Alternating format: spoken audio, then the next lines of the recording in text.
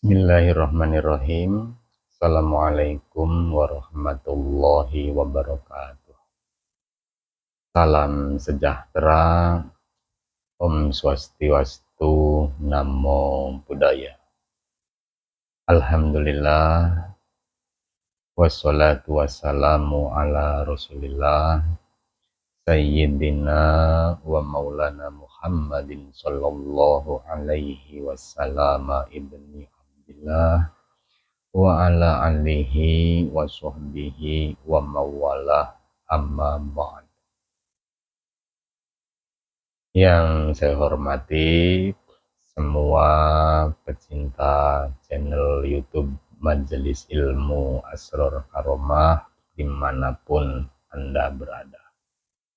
Alhamdulillah, pada kesempatan kali ini kita semua masih diberikan berbagai macam kenikmatan dalam kita punya hidup.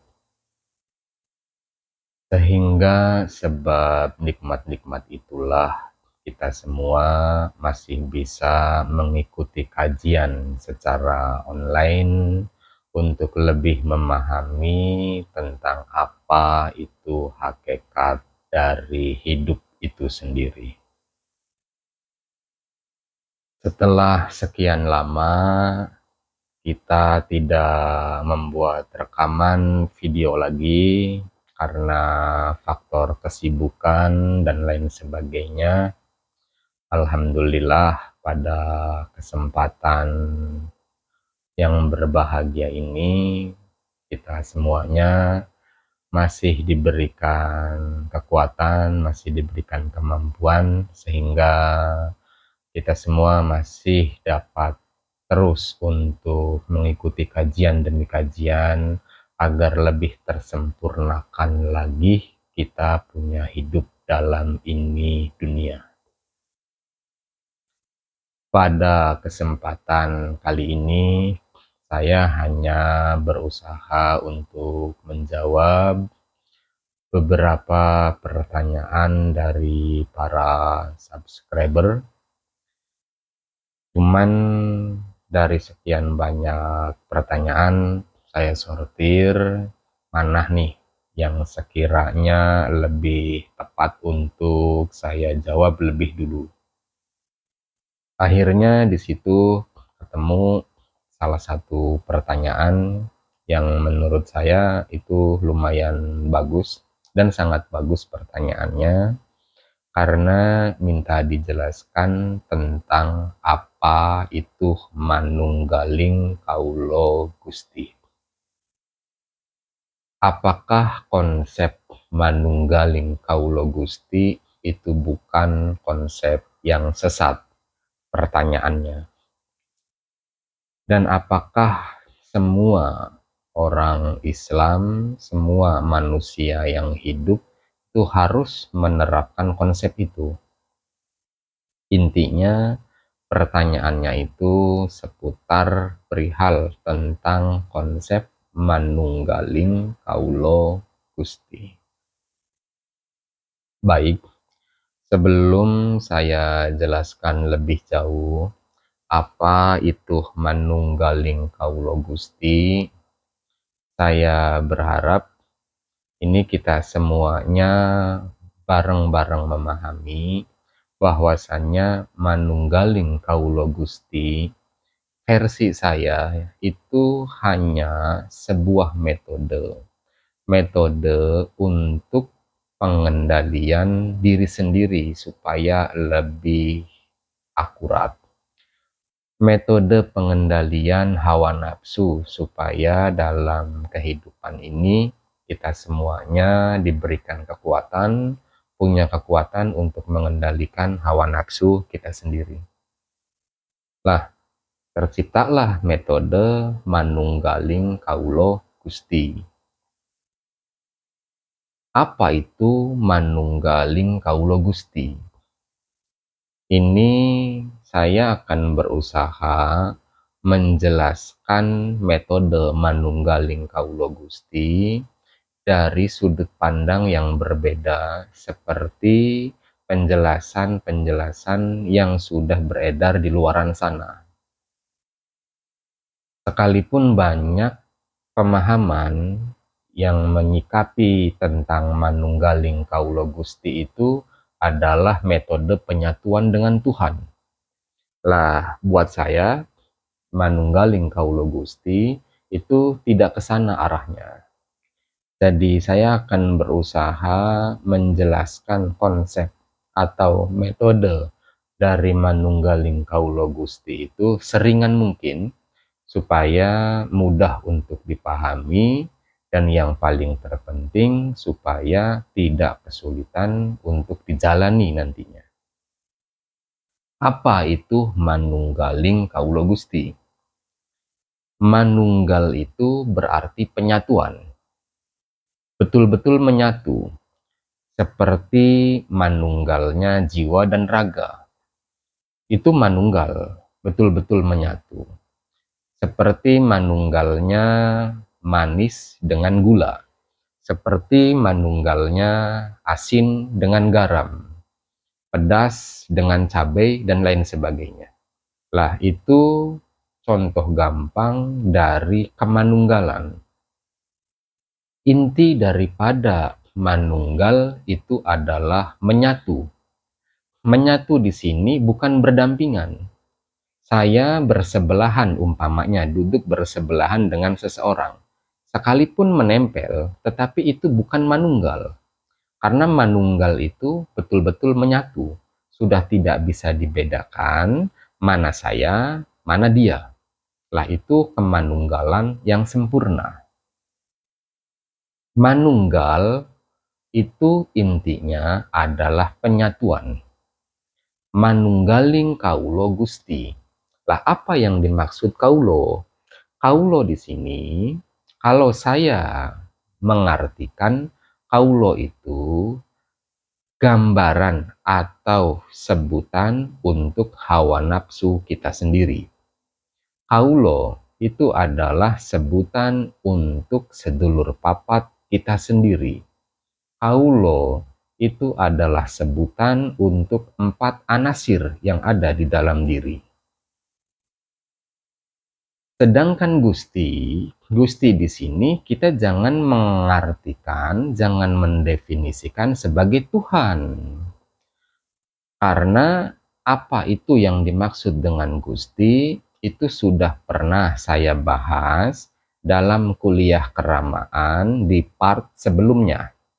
Lah, ini kan part yang ketiga dalam kuliah keramaan. Jadi yang dimaksud Gusti di sini bukan Tuhan, ya. Ini harus digarisbawahi. Bahwasannya manunggaling Kaulo Gusti itu versi saya bukan bersatunya hamba dengan Tuhan. Tetapi manunggaling Kaulo Gusti menurut saya itu adalah metode yang tepat supaya seseorang itu uripnya mampu menundukkan hawa nafsunya sendiri. Lah, makanya digunakanlah metode manunggaling Kaulo Gusti. Apa itu manunggal? Manunggal artinya adalah penyatuan. Kaulo di sini itu adalah sebutan istilah untuk nafsu kita sendiri. Nafsu amarah, nafsu lawamah, nafsu sawiyah, juga nafsu mutmainnah. Atau juga bisa diartikan kaulo itu sebagai 4 anasir di dalam diri. Ada anasir bumi, ada anasir angin, ada anasir api, dan ada anasir air. Atau juga bisa kita pahami kata kaulo dalam konsep manunggaling Kaulo Gusti itu adalah sebutan atau istilah untuk sedulur papat kita sendiri. Gustinya itu bukan untuk sebutan untuk Tuhan. Gusti di sini itu adalah sebutan untuk urip kita sendiri. Lah, nanti tinggal diulas lagi video-video sebelumnya agar lebih jauh di dalam memahami tentang apa itu yang dimaksud dengan Gusti. Jadi intinya, Jawaban untuk apa itu yang dimaksud dengan manunggaling kaulo Gusti itu bukan cara penyatuan seorang hamba dengan Tuhan. Manunggaling kaulo Gusti itu adalah metode supaya seseorang itu dapat menundukkan hawa nafsunya, supaya seseorang itu dapat mengendalikan amarahnya. Lah makanya diciptakanlah metode oleh orang zaman dulu dengan istilah metode manunggaling kaulo Gusti. Saya kasih perumpamaan seperti ini. Sebelum saya kasih perumpamaan, saya jelaskan dulu tujuan daripada manunggaling kaulo Gusti. Tidak melenceng sama sekali, sebetulnya tidak dengan konsep syariat, tidak berbenturan sama sekali. Karena untuk mencapai kesempurnaan akhlak yang karimah, itu sangat dibutuhkan sekali metode manunggaling kaulo Gusti. Di garis bawahi ya, yang dimaksud manunggaling kaulo Gusti di sini itu bukan penyatuan hamba dengan Tuhan, melainkan itu adalah metode atau tata cara supaya seseorang itu mampu mengendalikan nafsu di dalam dirinya sendiri, mampu mengendalikan sedulur papatnya sendiri, mampu mengendalikan 4 anasir yang ada di dalam diri. Itu sasaran tembak dari konsep manunggaling kaulo Gusti. Saya ulangi sekali lagi, di sini penjelasan tentang manunggaling kaulo Gusti itu bukan metode atau proses penyatuan seorang hamba dengan Tuhan. Tidak seperti itu. Dalam majelis ilmu Asror Karomah, manunggaling kaulo Gusti itu adalah metode supaya seseorang itu mampu dan mumpuni di dalam mengendalikan amarah di dalam dirinya sendiri. Manunggal artinya penyatuan, kaulo itu adalah sebutan atau istilah untuk nafsu-nafsu yang ada di dalam diri, atau dalam konsep Jawa, kaulo di sini adalah istilah atau sebutan untuk sedulur papat kita sendiri, sedangkan Gusti itu adalah istilah atau sebutan untuk urip itu sendiri. Apa itu Gusti, apa itu urip, sudah pernah saya jelaskan dalam video-video sebelumnya. Tinggal nanti diulas kembali supaya tidak lupa atau tidak ketinggalan pelajaran. Lah, apa manfaat dari manunggaling kaulo Gusti? Kalau saat ini umpamanya ya, kita ini gampang tersinggungnya, sensitif, sedikit-sedikit kita ini marah, sedikit-sedikit mudah menyalahkan orang lain, gampang mencela sesama. Lah, harapannya dengan konsep sempurna di dalam manunggaling kaulo Gusti, kita semua itu jadi lebih bersabar di dalam menjalani alur kehidupan kita semuanya. Tidak mudah tersinggung, tidak mudah untuk mencela siapapun, dan lain sebagainya. Intinya, sasaran tembak dari manunggaling kaulo Gusti adalah kesempurnaan di dalam akhlak yang karimah. Kan kaidahnya, innama buistu li utamima makarimal akhlak. Kata Nabi, aku diutus ke muka bumi ini tidak ada 2-3 tujuan, kecuali cuma satu, yakni untuk menyempurnakan akhlak manusia. Lah, orang-orang zaman dulu itu menciptakan berbagai macam metode supaya mampu menggapai akhlak yang karimah. Salah satunya itu dengan metode manunggaling kaulo Gusti. Sampai sini bisa dipahami ya oleh semuanya. Jadi saya garis bawahi, yang dimaksud dengan manunggaling kaulo Gusti itu jangan diartikan, jangan dipahami sebagai metode untuk bersatunya seorang hamba dengan Tuhan. Tidak seperti itu.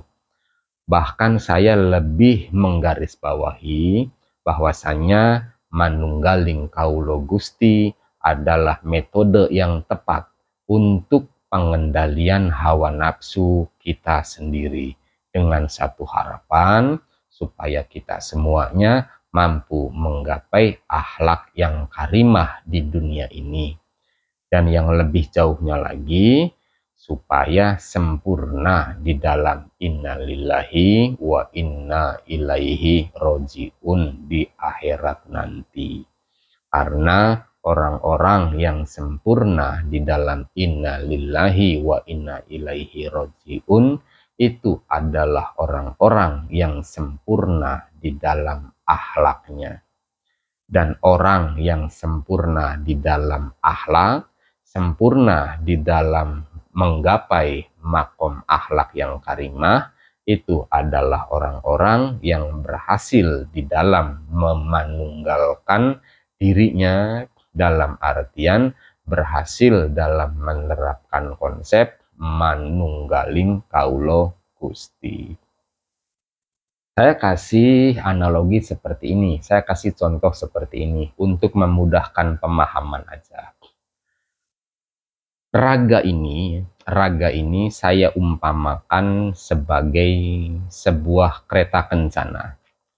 Kereta kencana kendaraannya para raja-raja besar zaman dulu. Karena zaman dulu belum ada Mercy, belum ada BMW, belum ada Alphard. Jadi kendaraan yang paling istimewa untuk tunggangan para raja-raja itu adalah dengan menaiki kereta kencana.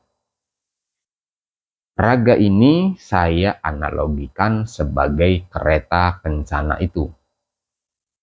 Lah, kalau kereta kencana itu dinaiki oleh seorang raja, maka mustahil kereta itu ditarik oleh satu ekor kuda.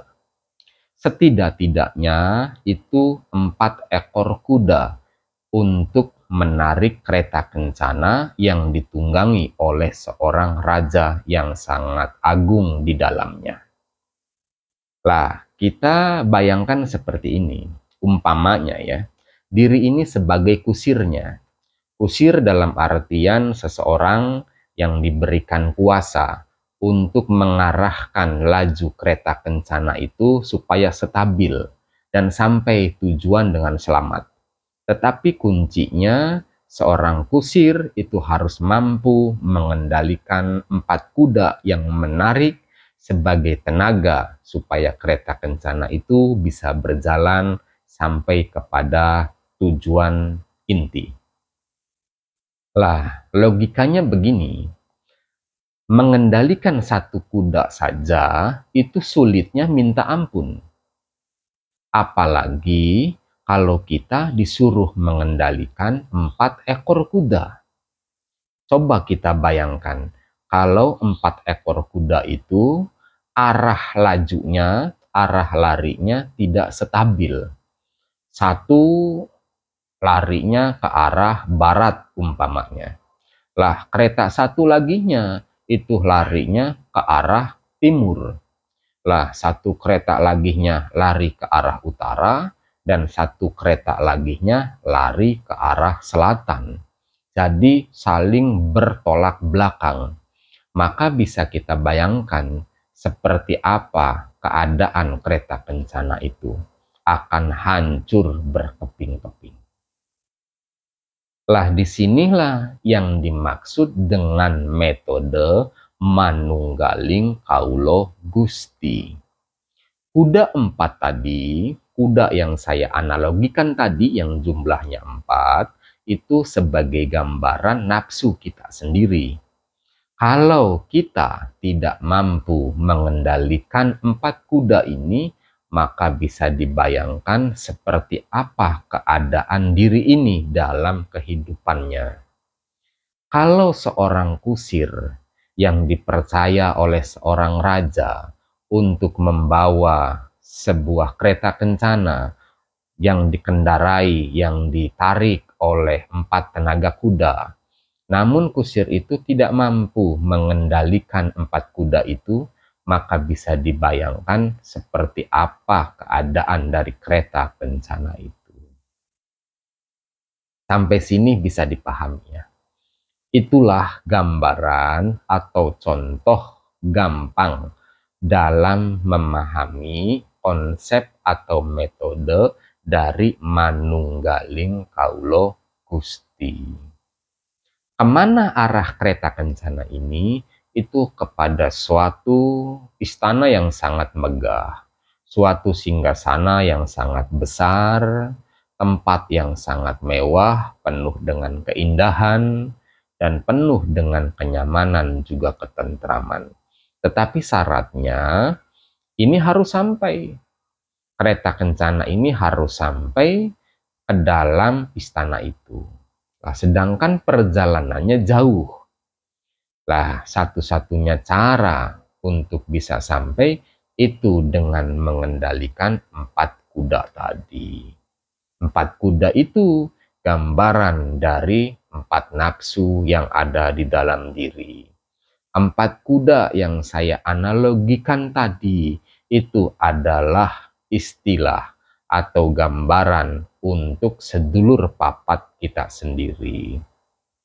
4 kuda itu adalah contoh atau gambaran atau istilah untuk 4 anasir yang ada di dalam diri. Rajanya di mana? Raja itu ada di dalam kereta kencana yang megah itu sendiri. Raja itu nggak pernah keluar dari kereta kencana itu. Selalu bersemayam di dalam. Tetapi dia punya kuasa penuh. Lah tugas kita, gimana caranya agar raja itu tetap jadi raja. Agar singgasana yang sedang didiami raja itu tidak diserobot oleh 4 kuda itu. Karena kuda itu juga punya ambisi pengen menduduki di kedalaman dan keindahan juga kemegahan dari kereta kencana itu sendiri. Lah tugas kita itu cuma satu dalam hal ini. Kita harus bersungguh-sungguh agar sempurna dan mampu di dalam mengendalikan 4 kuda yang saya contohkan tadi. Karena kalau kita tidak mampu mengendalikan 4 kuda itu, maka bisa dipastikan kereta kencana itu akan hancur berantakan berkeping-keping. Siapa yang menghancurkannya? Itu otomatis 4 kuda tadi. Kenapa 4 kuda itu bisa menghancurkan kereta kencana? Karena sang kusirnya kurang ahli, kurang piawai di dalam mengendalikan 4 kuda tersebut. Lah, makanya dalam kajian di sini, dalam kajian ilmu, diterapkanlah metode manunggaling Kaulo Gusti. Ya maksudnya supaya 4 kuda yang saya analogikan tadi itu tunduk patuh, pasrah, nurut kepada perintah sang kusir. Sampai sini bisa dipahami ya, arah daripada manunggaling Kaulo Gusti itu kemana? Sekali lagi saya garis bawahi, manunggaling Kaulo Gusti dalam konsep majelis ilmu Asror Karomah itu bukan proses penyatuan seorang hamba dengan sang Tuhan, bukan. Tetapi saya lebih menekankan dan saya lebih menggarisbawahi bahwasanya manunggaling kawula Gusti itu adalah metode supaya seseorang mampu di dalam mengendalikan nafsu-nafsu yang ada di dalam dirinya sendiri. Sampai sini jelas ya?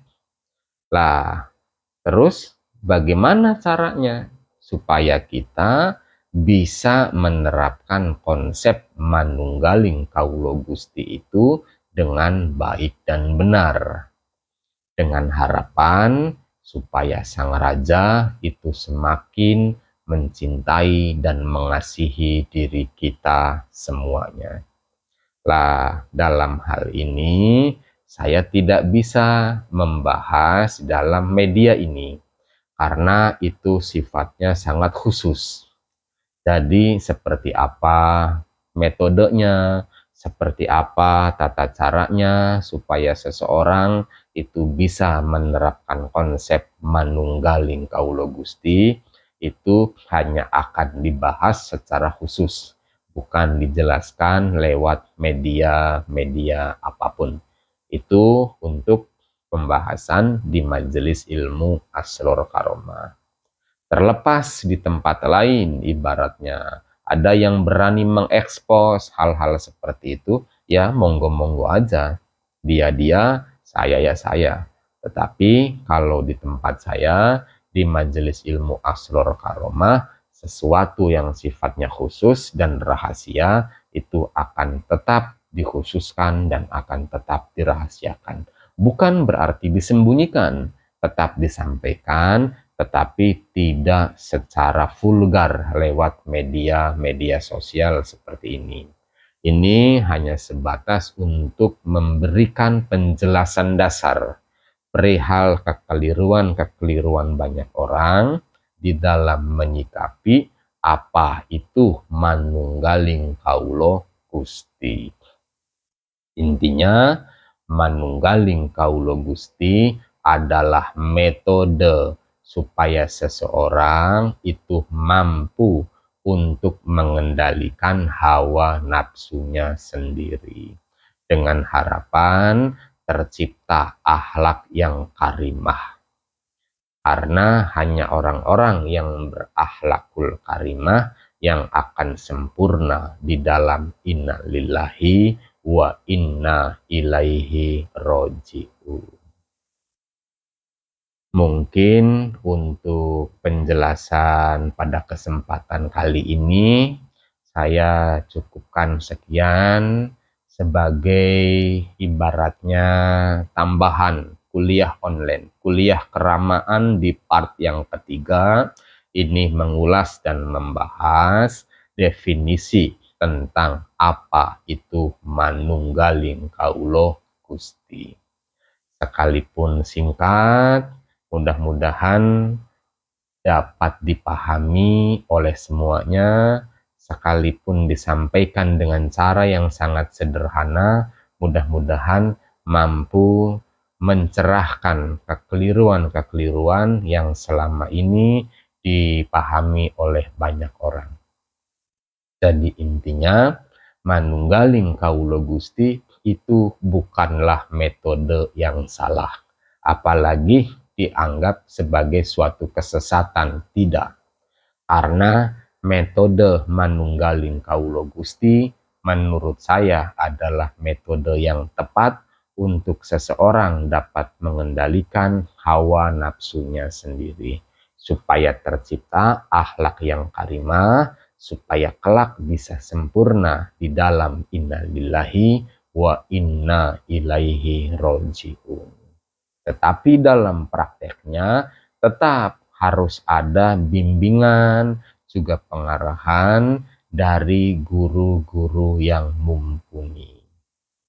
Mungkin itu saja yang bisa saya sampaikan kepada semuanya. Mudah-mudahan para pecinta kajian ilmu di channel Majelis Ilmu Asror Karomah semuanya tetap dalam kecerahan batin, tetap dalam naungan dan ridho dari Sang Gusti Ilahi Robbi. Sekian, Saya akhiri. Hudma sofa wa damma qadar. Wallahul muwafiq ila aqwamit thoriq. Wassalamualaikum warahmatullahi wabarakatuh. Rahayu, rahayu, rahayu.